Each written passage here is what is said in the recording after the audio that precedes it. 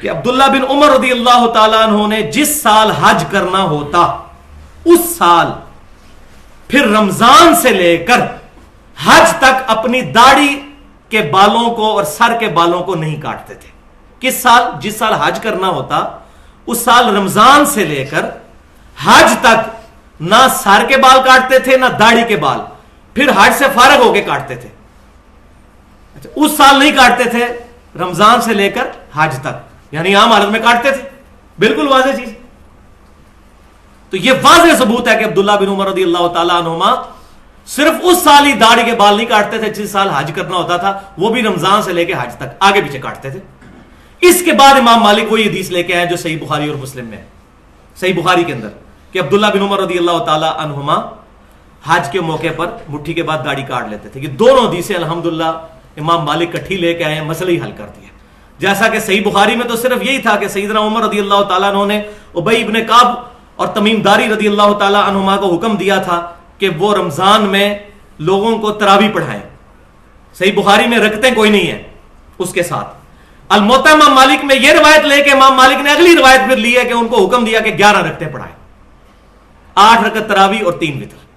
تو یہاں بھی امام مالک نے امت پہ احسان کیا ہے, دونوں چیزیں جمع کر کے مسئلہ ہی حل کر دیا.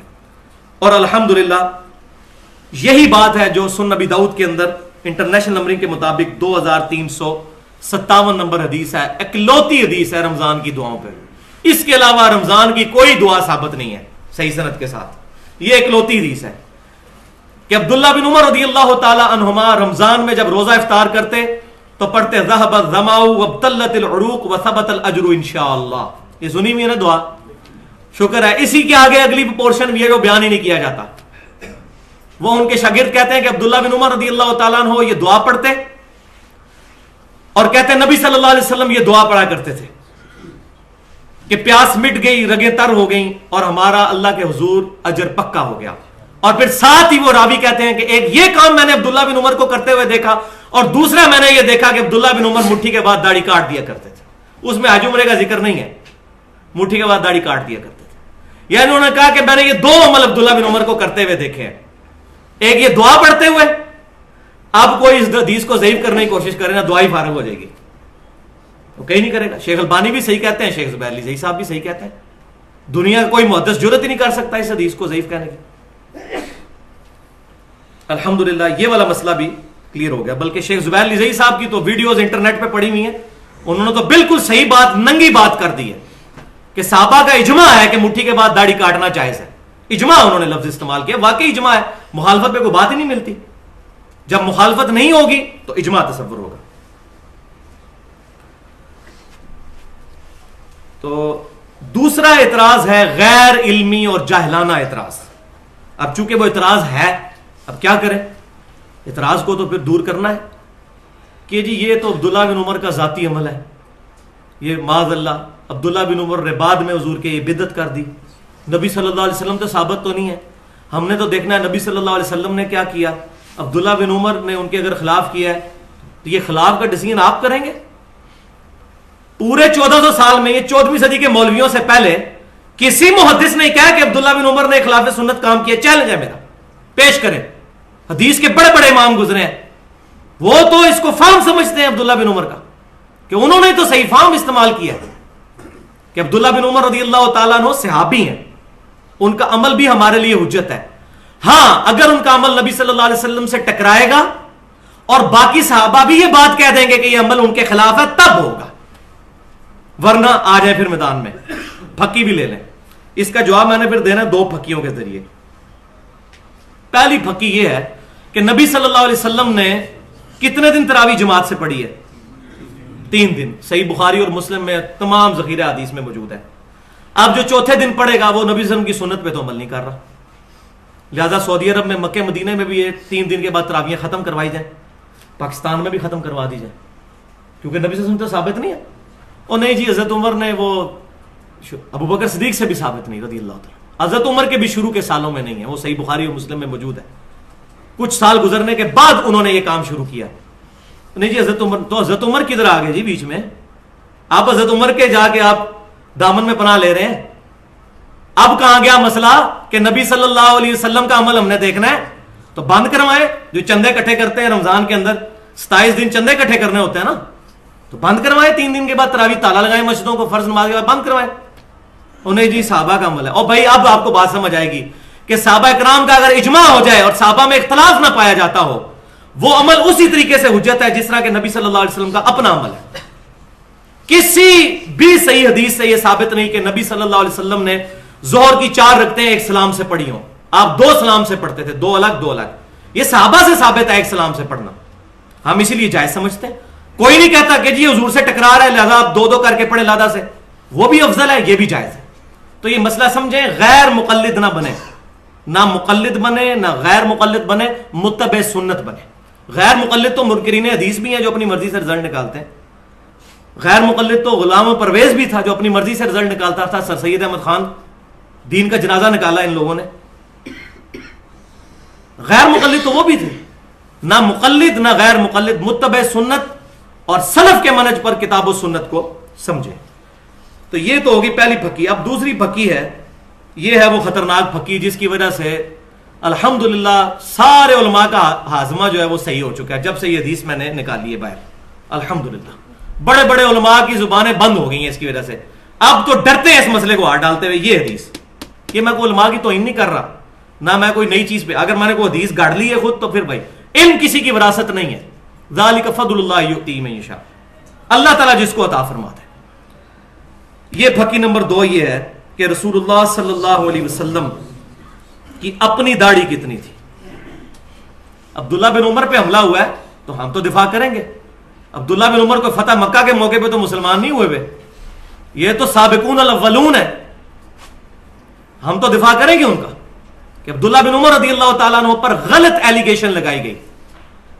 اب یہ مسئلہ سن لیجئے کہ عبداللہ بن عمر رضی اللہ تعالیٰ عنہما پر جو یہ ایلیگیشن لگی, عبداللہ بن عمر رضی اللہ تعالیٰ عنہما کیوں مٹھی کے بعد داڑھی کو کاٹا کرتے تھے, یہ مسئلہ اب آپ سمجھ لیں. اس کی وجہ کیا ہے؟ یہ علماء کو سمجھ نہیں آتی تھی کہ یار اتنا تقوی کا پہاڑ یہ کام کیوں کرتا تھا.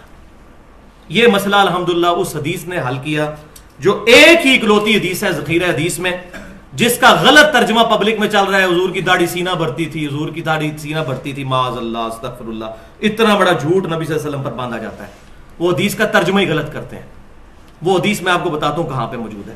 ایک ہی حدیث ہے دنیا میں جس میں نبی صلی اللہ علیہ وسلم کی داڑھی کی حیت بتائی گئی ہے, اور وہ حدیث ہے شمائل ترمذی کے اندر. امام ابو عیسیٰ محمد بن عیسیٰ ترمذی رحمۃ اللہ علیہ المتوفى 279 ہجری 417 احادیث کا مجموعہ انہوں نے شمائل ترمذی جمع فرمایا, جس کے اندر انہوں نے نبی صلی اللہ علیہ وسلم کے گیٹ اپ سے متعلق احادیث جمع کی ہیں. آپ صلی اللہ علیہ وسلم کی داڑھی مبارک کیسی تھی, بال مبارک کیسے تھے, لباس مبارک کیسا تھا, پگڑی کس کس کلر کی استعمال کرتے تھے, رہن سہن کیسا تھا. شمائل ترمذی اس میں انٹرنیشنل نمبرنگ کے مطابق 412 نمبر حدیث ہے, آخری چیپٹر میں, جس چیپٹر کا نام ہے نبی صلی اللہ علیہ وسلم کو خواب میں دیکھنے کا بیان. اور الحمدللہ دارالسلام والوں نے اس حدیث کا ترجمہ بھی چھاپ دیا ہے. کتاب کا نام ہے آنہ جمال نبوت صلی اللہ علیہ وسلم. یہ دارالسلام سے آپ کتاب لے لیں.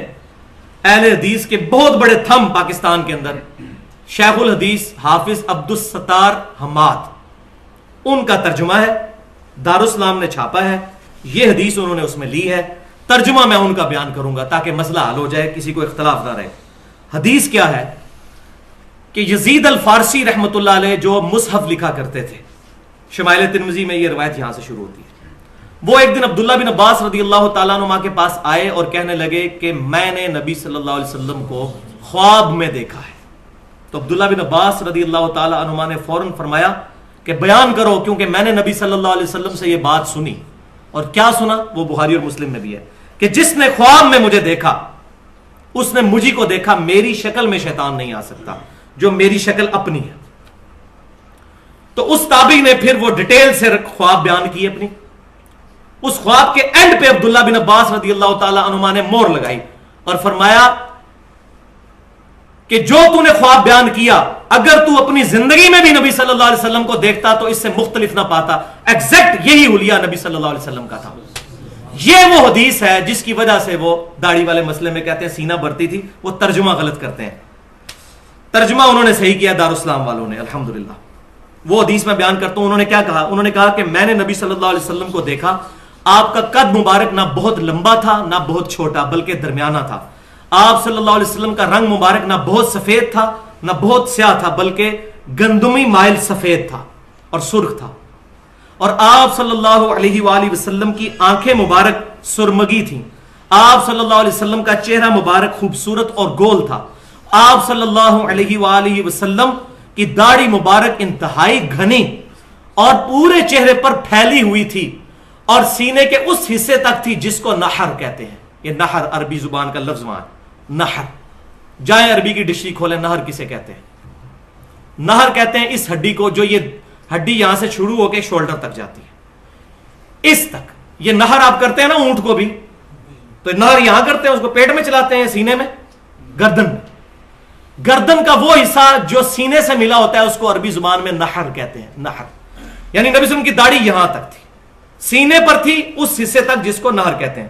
میری بھی تقریباً ادھر تک پہنچ چکی ہے نحر. جی ہاں، یہ نرم حصہ جہاں سے ختم ہوتا ہے اور یہ ہڈی شروع ہوتی ہے، یہ نحر.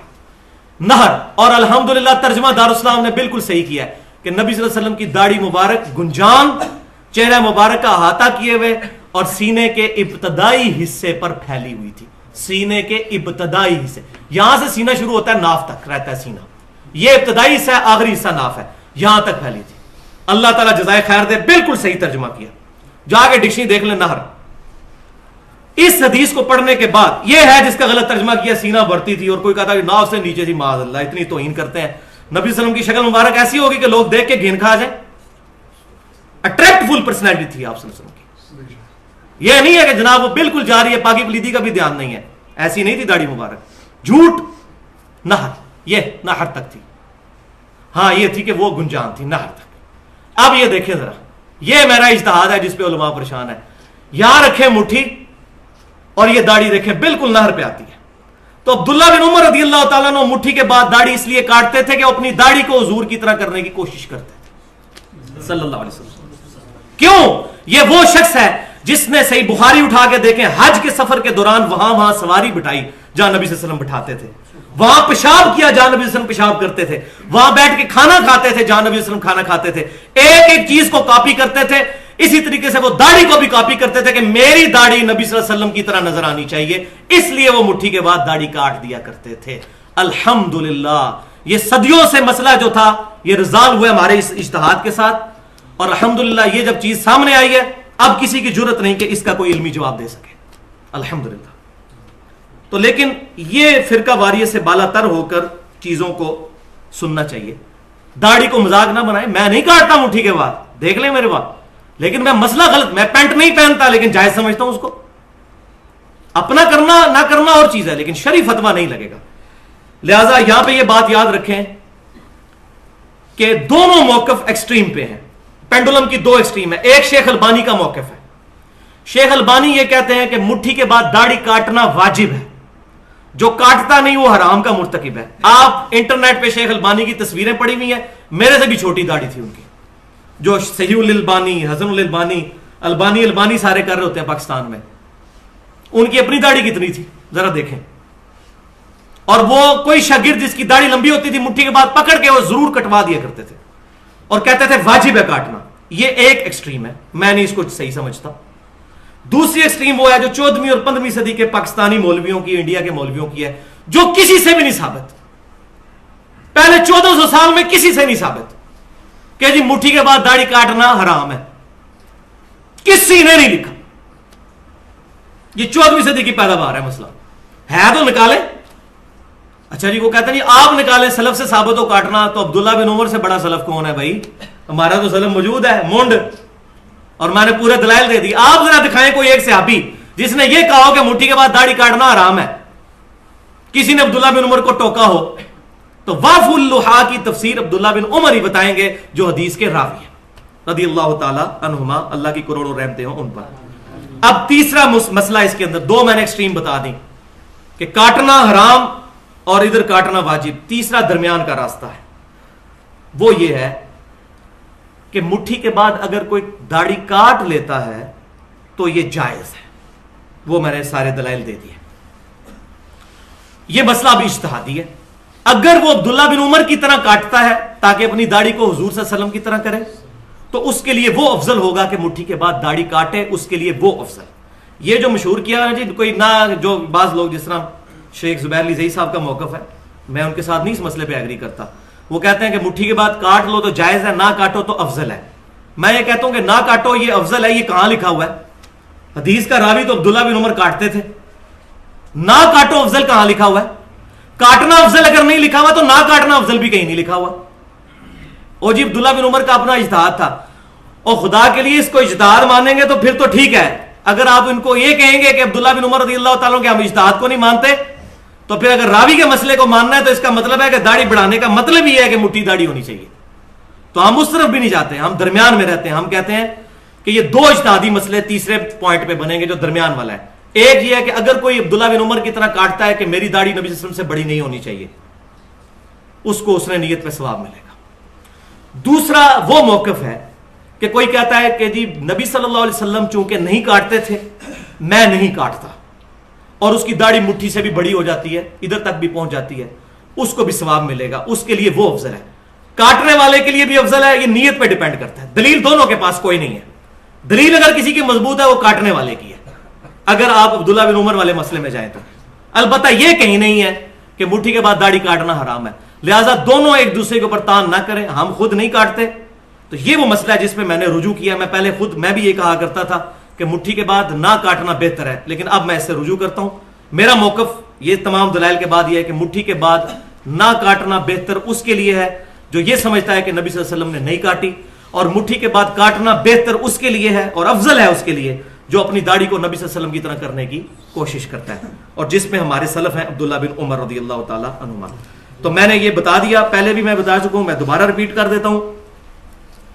اس میں کڑوی گولی اسی کانٹیکسٹ میں وہ یہ ہے کہ جو لوگ مٹھی کے بعد داڑھی نہیں کاٹتے, شیطان نے ان کو ایسے اپنے ہتھے چڑھایا ہے کہ وہ مستحب سے کرنے کے چکر میں حرام کے مرتکب ہو جاتے ہیں. اور وہ حرام کیا ہے وہ سن لیں آپ. سنن نبی داؤد کے اندر انٹرنیشنل نمبر کے مطابق 36 نمبر حدیث ہے, اور سنن نسائی کے اندر 5067 نمبر حدیث ہے صحیح سند کے ساتھ, کہ نبی صلی اللہ علیہ وسلم نے ایک صحابی سیدنا رویف رضی اللہ تعالیٰ عنہ, رویف بن ثابت رضی اللہ تعالیٰ عنہ سے فرمایا کہ تیری لمبی عمر ہوگی, جب تجھے کوئی میرا امتی ملے تو میری طرف سے اس کو یہ پیغام پہنچا دینا کہ محمد صلی اللہ علیہ وسلم اس سے بری ہے جو اپنی داڑھی کو گرا لگاتا ہے. دیکھ کتنے سخت وعید ہے. آپ جن کی داڑھی مٹھی سے بہت لمبی ہوتی ہے, کاٹتے نہیں ہیں مستحب کام کرنے کے لیے, اور حرام کے مرتکب ہو جاتے ہیں یوں اس کو اندر کر کے. یہ دیکھ مولوی تقریباً 70% یہ کام کرتے ہیں, اور وہ خوش ہو رہے ہوتے ہیں کہ ہم بڑی نیکی کر رہے ہیں, نہیں کاٹ رہے. حالانکہ کاٹ لینا تو وہ بہتر ہے بجائے اس کے کہ داڑھی کو گرا لگا لیں. اب آپ جن کی داڑھی کو گرا لگے نا اور وہ داڑھی والے مسئلے بولے, ان کو آپ تو حرام کام کر رہے ہو, آپ پہ تو واضح نص موجود ہے. تو یہ شیطان نے ایسا ان کو چھوٹی نیکی کرانے کے چکر میں حرام کا مرتکب کر دیا. تو داڑھی کو گرا لگانا یہ حرام ہے. تو اگر آپ یہ داڑھی کو گرا کیوں لگا رہے ہیں, وہ خود بھی چاہتے ہیں کہ داڑھی خوبصورت نظر آئے. ٹھیک ہے, یہی تو ہم کہتے ہیں بھائی. اب یہ نہیں ہے کسی کی یہ پوچھل لمکی ہوئی ہے ادھر اور وہ اس طرح ہی چھوڑ دیتا ہے. برابر کر لیں یار, مٹھی سے زیادہ رکھ لیں لیکن داڑھی برابر تو رکھیں. ایسی داڑھی نہ ہوگا دیکھ کے لوگ گھن کھا جائیں گے, یہ پتہ نہیں کون بندہ آ گیا. لیکن اس میں یہ بھی بات یاد رکھیے, جو لوگ باوجود اس کے یہ کام نہیں کرتے ان کے بارے میں بھی نفرت دل میں نہ رکھیں. دیکھیں آج کے دور میں اتنی لمبی داڑھی رکھنا بہت ہمت کا کام ہے, اور یہ کہنا یہ خارجیوں والی شکل بنائی ہوئی ہے, یہ بھی بہت ظلم ہے. دیکھیں یہ جو کچھ انہوں نے کیا ان کے پیچھے بھی محبت کار فرما ہے. ان بیچاروں کو پتہ نہیں, علمی کمزوری ہے, وہ چیز ان کو بتا دیں ایسا طریقے کے ساتھ, لیکن بدگمانی نہ کریں. اب آپ سن لیجئے کہ مصنف ابن ابی شیبہ میں 38,000 صحابہ کے اقوال اور احادیث کا مجموعہ, دنیا کا سب سے بڑا. اس میں کن کن صحابہ کے بارے میں ہے کہ مٹھی کے بعد داڑھی کاٹتے تھے. عبداللہ بن عمر, عبداللہ بن عباس, سیدنا ابو ہریرہ رضی اللہ تعالیٰ. عبداللہ بن عباس کے بارے میں بھی موجود, عبداللہ بن عمر کے بارے میں موجود, اور سیدنا ابو ہریرہ کے بارے میں تو یہاں تک ہے کہ وہ یہ رخسار کے بال بھی جو داڑھی میں نہیں آتے, ہمارے لوگ سمجھتے ہیں کہ یہ بھی داڑھی ہے اور یہ بھی داڑھی ہے, وہ بھی کاٹا کرتے تھے. اور تابعین میں سے ابراہیم نخعی اور قاسم بن محمد بن ابی بکر, بخاری مسلم کے راوی, حضرت ابو بکر صدیق رضی اللہ تعالیٰ عنہ کے پڑپوتے، یہ سارا کام وہ